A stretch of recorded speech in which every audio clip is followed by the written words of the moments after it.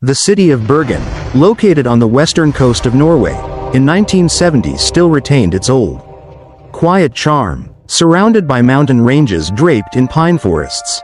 It was known for its damp climate, heavy fog, and endless rainfall. Locals often called it the City of Rain. Cobblestone streets wound down to the harbor at Bryggen, a wooden medieval quarter preserved from centuries past. Life in Bergen was slow and steady, rooted in fishing, trade, and the rhythms of the sea. But beyond the city, the wilderness reigned supreme. Dense forests and rugged trails stretched into isolated valleys where few people ventured. One such place was Isdalen, literally translated as Ice Valley, but more ominously nicknamed the Valley of Death. The name carried dark associations. In earlier decades, many skiers had lost their lives here, perishing in sudden storms, avalanches, or deadly falls. Locals avoided the place, except for hikers and the occasional adventurer. No one could have imagined that on a frosty morning in late November 1970, Isdalen would become the stage for one of Europe's most haunting unsolved mysteries, the case of the Isdal woman. On the morning of November 29, 1970, a man took his two young daughters for a walk in the woods near Isdalen Valley. The air was sharp and cold, mist rolled thick between the trees, and their breaths rose in pale clouds. They followed a narrow trail along the hillside, enjoying what was meant to be a quiet family outing. But as they turned into a secluded gorge, the father suddenly froze. He caught a strange smell in the air, acrid, foul, like burnt rubber mixed with charred flesh. At first he thought perhaps someone had lit a fire nearby. But as they drew closer, the sight before them struck terror into his heart. Lying among the rocks was the charred body of a woman, her form twisted, her skin blackened. His daughters screamed, pulling them away. The father hurried back down the path to find help. Police from Bergen quickly arrived at the scene. The valley was cordoned off. Even hardened investigators, used to violent deaths, felt unsettled by what they saw. The corpse belonged to a woman, lying on her back, her entire body severely burned. Her hair and much of her face were destroyed by fire, making identification impossible by sight alone. Yet her hands and limbs suggested a slender, well-kept figure. Scattered around her body were items that raised more questions than answers.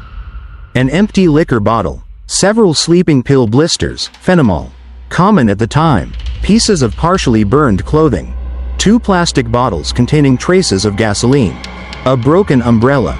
The body was found in a remote, difficult-to-reach spot, far from main trails. If this was suicide, why choose such an isolated place?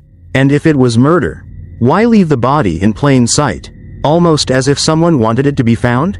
Closer inspection revealed more peculiar details. The woman carried no identification documents.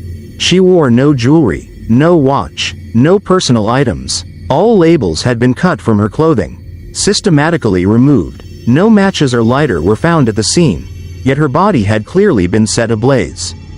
For investigators, the contradictions were striking. If this was suicide, why the deliberate effort to erase her identity? If it was murder, why stage it so crudely with obvious props, bottles, pills, alcohol, as though trying to mislead? Local newspapers soon carried lurid headlines about the mystery death in the Valley of Death. The public was transfixed by the image of an unknown woman, alone, consumed by fire, stripped of name and history. In the days that followed, theories flourished in Bergen. Some speculated she was a homeless wanderer, despairing and lost. Others believed it was a gruesome murder, with the scene deliberately staged. Rumors even whispered of witchcraft or curses, tied to Isdalen's long reputation as a place of death. For police, the case was far more troubling. They knew this was no ordinary death. It was the beginning of one of Norway's most complex investigations, one that would stretch across borders, involve multiple false identities, cryptic codes, and whispers of Cold War espionage. But on that cold November day, all they had was a burned body, a few scattered objects, and the first haunting question that would linger for decades. Who was the Isdal woman? Once the body was brought to the Bergen City morgue, forensic experts immediately began their examination. The entire investigative team was present, as this was no ordinary death. The results raised many eyebrows. The woman was estimated to be between 35 and 40 years old. About 164 centimeters tall. Slim build. Her hair had once been long and black, but most of it was scorched away. Dental work revealed several gold fillings, a technique not common in Norway but widely practiced in Germany and Central Europe. This alone suggested she was not a local. Her stomach contained traces of sleeping pills, phenomal, about 50 tablets, mixed with alcohol. Carbon monoxide levels in her blood indicated she had still been breathing when the fire started, meaning she died from a combination of pills, toxic gases, and severe burns. Yet many details did not align with a suicide scenario. No matches or lighter were found, so how was the fire lit? Why were all the clothing labels meticulously cut away? Why was there no jewelry, no watch, no personal belongings of any kind? The official report stated the cause of death as barbiturate intoxication combined with burns. But the conclusions were far from reassuring. If anything, they raised more doubts. When police released preliminary findings, the press quickly coined a name, the Isdal woman. She had died in Isdalen Valley, and her identity remained a blank slate. Sketches of her face were reconstructed from the skull and surviving tissues. The police hoped someone would recognize her. Hundreds of Bergen residents came to look at the sketches, yet no one stepped forward. The description, middle-aged, dark-haired, slim, did not match any missing person cases in Norway. This reinforced the suspicion that she was not a Norwegian citizen. While investigators struggled with dead ends, a breakthrough came from Bergen train station. Staff reported that 2 unclaimed suitcases had been left in the luggage depot for weeks. Opening them was like stepping into a spy novel. Women's clothing, with all labels carefully cut out, cosmetics, an outdoor knife, and assorted personal items. Cash in several currencies, German marks, Belgian francs, Swiss francs, British pounds, and Norwegian kroner. 9 different passports, all forged, each bearing a different name. A small notebook, filled with odd sequences of numbers and letters. The discovery of multiple fake passports was shocking. This was no ordinary traveler. This was someone who lived a life built on disguise and movement across borders. The police called in code specialists. At first glance, the notebook looked like intelligence cipherwork. After days of analysis, they realized it wasn't an elaborate code at all, but rather a personal system for recording travel itineraries. For example, 029P meant Oslo, 29th, Hotel Park. B18H meant Bergen, 18th, Hotel Hordeheimen.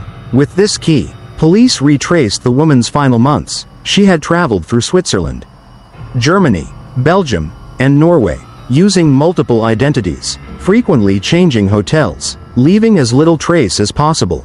Investigators fanned out to the hotels listed in the notebook. Staff remembered her vividly. She dressed elegantly, often in long coats and polished leather boots. With meticulous makeup, she spoke multiple languages, German, French, English, and at times a few words of Dutch. She kept to herself, secretive, watchful, as if always on guard. Witnesses described her sitting alone, staring out windows, or writing for long stretches in a notebook. Some recalled how she changed rooms multiple times within the same hotel, behavior that suggested she feared being followed. Her stories about herself never aligned. In one hotel she claimed to be Belgian, in another South African, and elsewhere a Belgian of French origin. Each falsehood only deepened the mystery. By piecing together all the data, investigators outlined a troubling profile. A woman who traveled frequently across Europe, who relied on multiple false identities, who erased all personal markers by cutting labels from clothes and avoiding traceable documents, who spoke several languages fluently, adapting with ease, who behaved like someone living under constant surveillance or threat. Every detail matched the archetype of a Cold War operative. While detectives struggled, Norway's newspapers erupted with sensational headlines. Mystery woman dies in Death Valley. False passports, strange suitcases, and questions with no answers. Spy or stranger? The public was fascinated yet uneasy. Could there be a spy network operating in Norway? Was this death connected to the NATO installations near Bergen, where sensitive military experiments were underway? Speculation spread like wildfire. The case was no longer just about one woman's death, it now carried the weight of international intrigue. By late December 1970, the police held in their hands a body with no verified identity, suitcases filled with fake passports, multiple currencies, and a coded notebook, witness testimony about her strange, elusive behavior, a trail of movements across Europe leading directly to Bergen. But these findings only created a labyrinth of.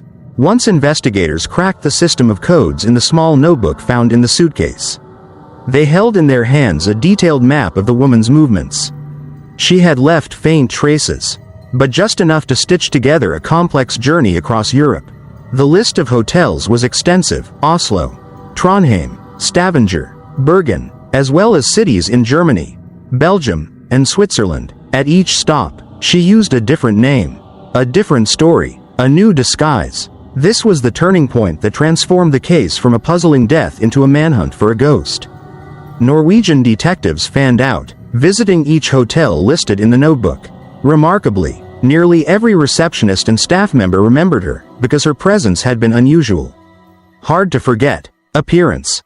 Always elegant, stylish, usually in a dark long coat. Sometimes with a scarf. She carried a small leather suitcase. Never much luggage. Mannerisms.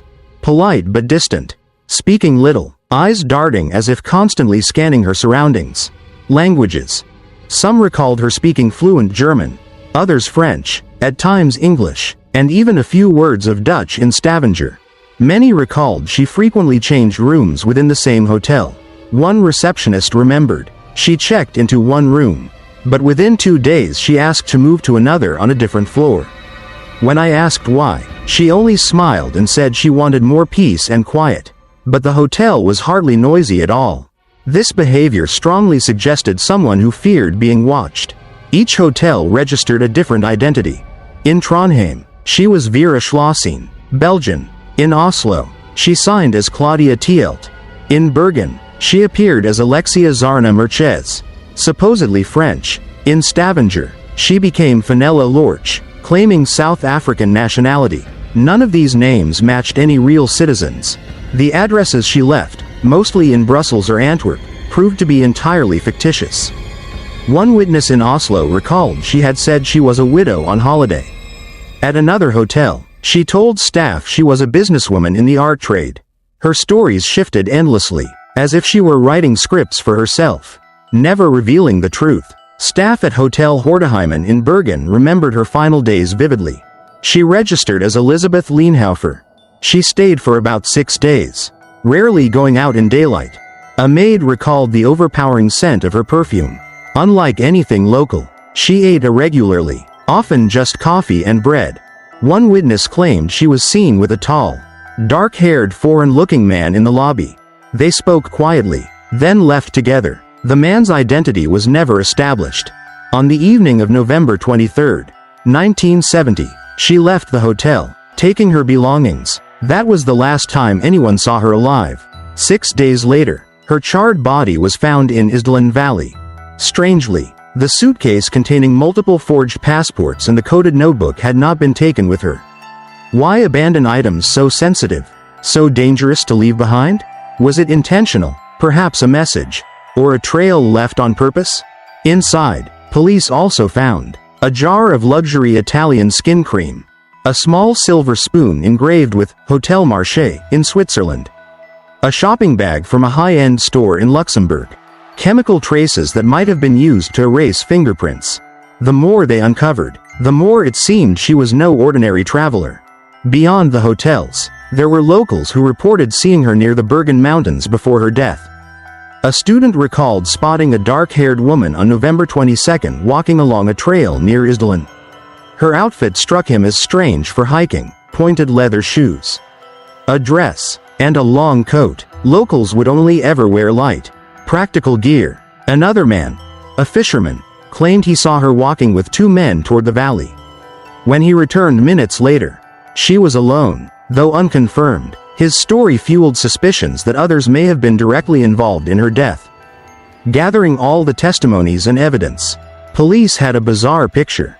A woman traveling across Europe for months, using at least 9 false identities.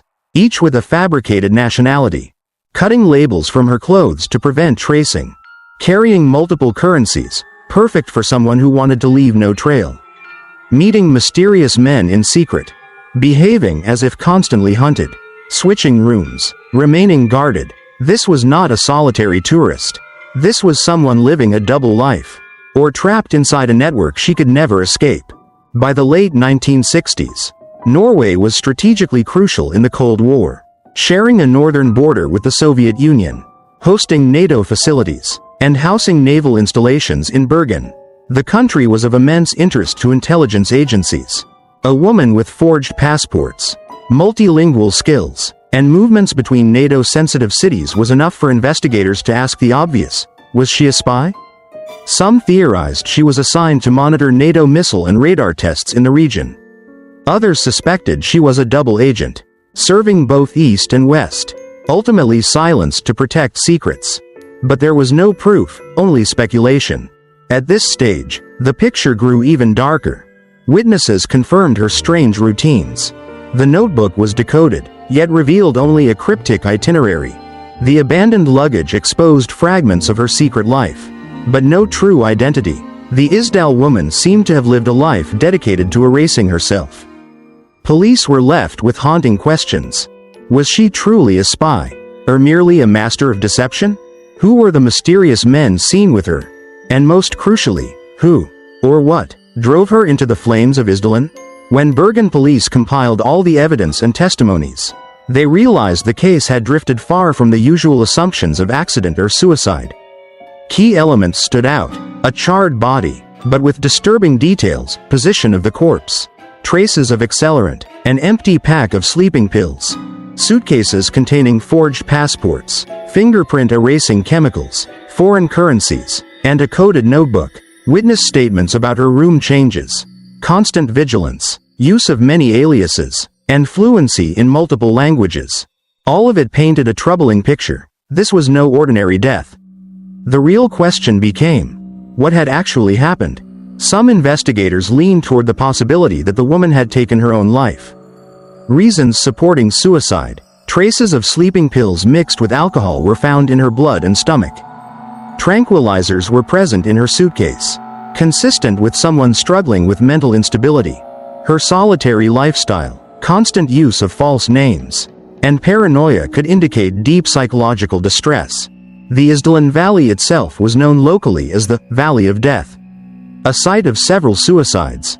Flaws in the theory: why would she choose to burn herself alive? It is one of the rarest and most excruciating methods of suicide. The sleeping pills alone were sufficient to kill her. Why add fire? Why destroy clothing labels, carry forged passports, and leave suitcases at the train station? These were signs of calculation, not impulsive despair. Conclusion: the suicide theory was weak at best. Other investigators believed she had been deliberately killed to be silenced. Supporting evidence: body position, lying on her back, arms folded to the chest, suggested staging. No official passport was ever found, only forgeries. Perhaps her killer took her real identity. Witnesses reported seeing her with one or two men before she vanished. The use of accelerant to burn the body could have been a means of erasing evidence. If it was murder, the critical question was, who had the motive? Some journalists speculated about a tangled romantic relationship. Clues: witnesses recalled seeing her in the company of foreign-looking men. Perhaps she had a lover who later betrayed her. The elegant clothes, expensive cosmetics, and luxurious lifestyle fit the profile of a woman connected to wealthy or powerful men. But the police never identified any man tied closely to her. This remained pure conjecture. This was the most sensational and widely believed explanation.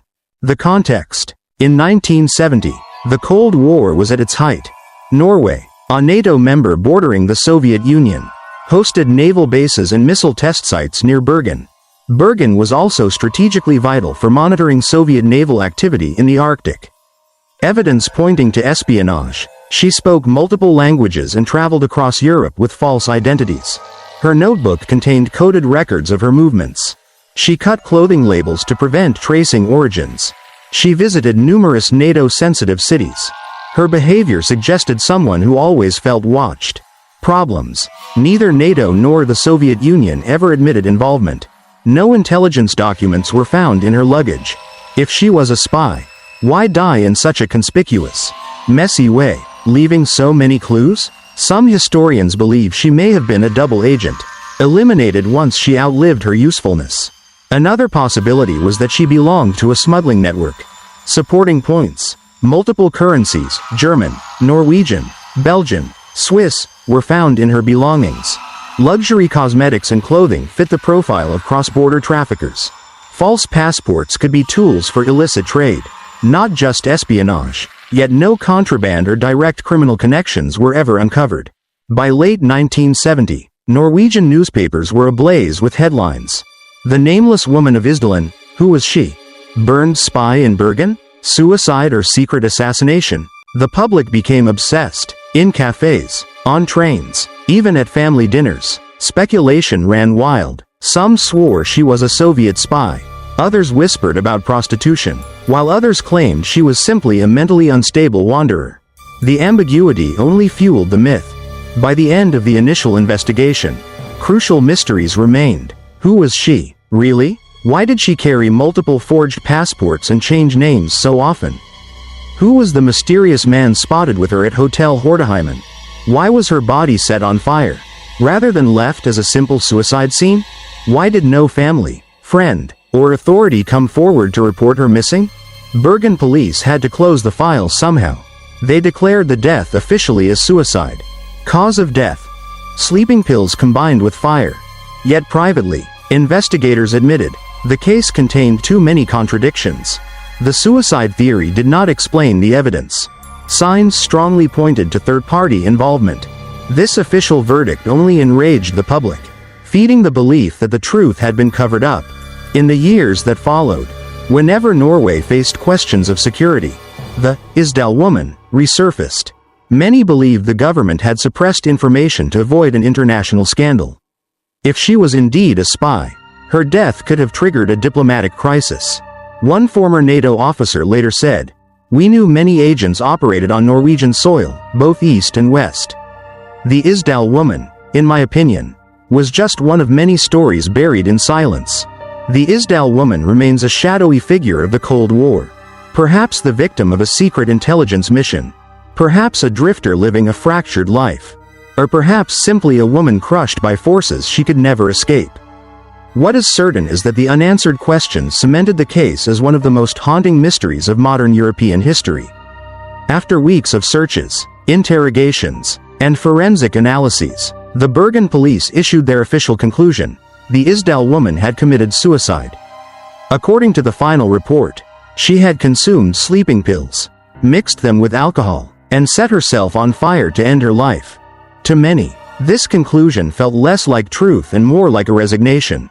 Investigators were under pressure to close a costly and confusing case, one that carried potential diplomatic complications. Years later, some officers admitted they suspected invisible hands had interfered, urging a swift shutdown. Crucial details, such as traces of accelerant, witnesses who saw her with strange men, and the discovery of multiple false passports, were never properly explained. In 1971, the files were shelved, but rather than fading away, the case entered a new life as legend in the public imagination. Throughout the 1970s and 1980s, the story of the Isdal woman became a modern myth. In Bergen, young people whispered that if one wandered into the Isdalen Valley at night, one might hear the footsteps of a burning woman. Journalists speculated it was the greatest intelligence cover-up in Norwegian history. Writers, musicians, and dramatists wove the story into crime novels, radio dramas, and plays. Her death was no longer just a crime. It became a symbol of Cold War secrecy and mystery. With the fall of the Berlin Wall in 1989 and the collapse of the Soviet Union in 1991, the Cold War ended. Classified documents began to surface, and Western journalists grew bolder in revisiting once sensitive cases. The Isdal woman resurfaced. Reporters combed through Bergen's dusty archives.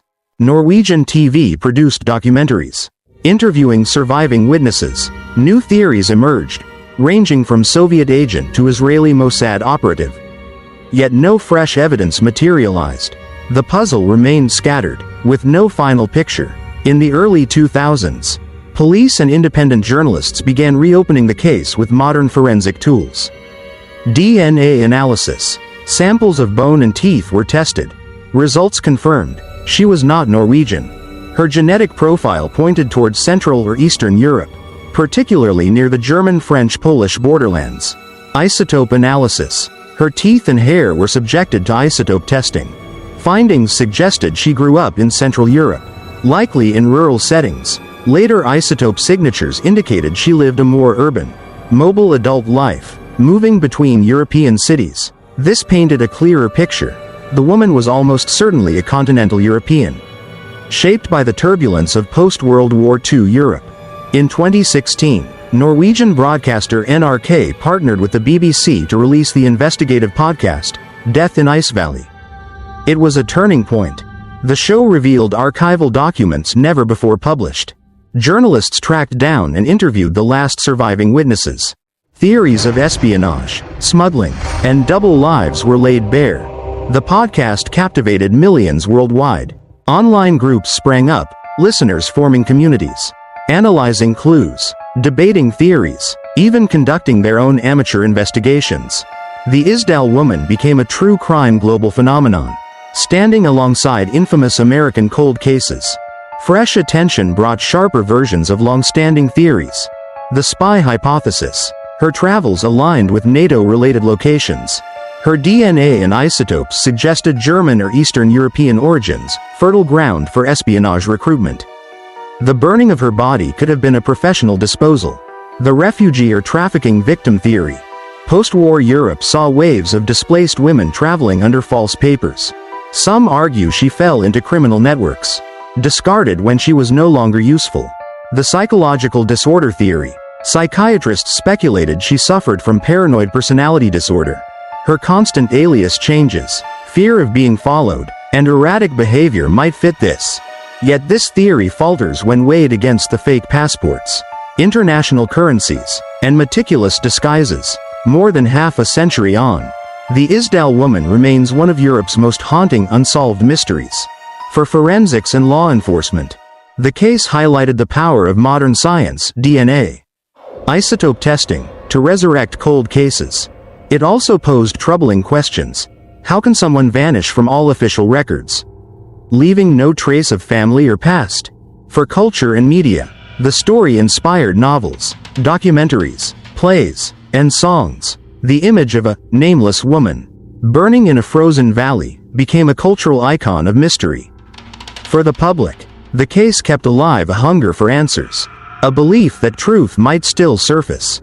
It reminded Norwegians that even in a peaceful nation, dark shadows can lurk unchallenged. Today, whenever the name Isdal woman is spoken, the same questions echo. Who was she? Why did she come to Norway? Who accompanied her in those final days? And why did she die in such terrible flames? Perhaps the answers lie buried with the Cold War, never to be uncovered. Yet paradoxically, that very absence of resolution is what gives the case its endurance.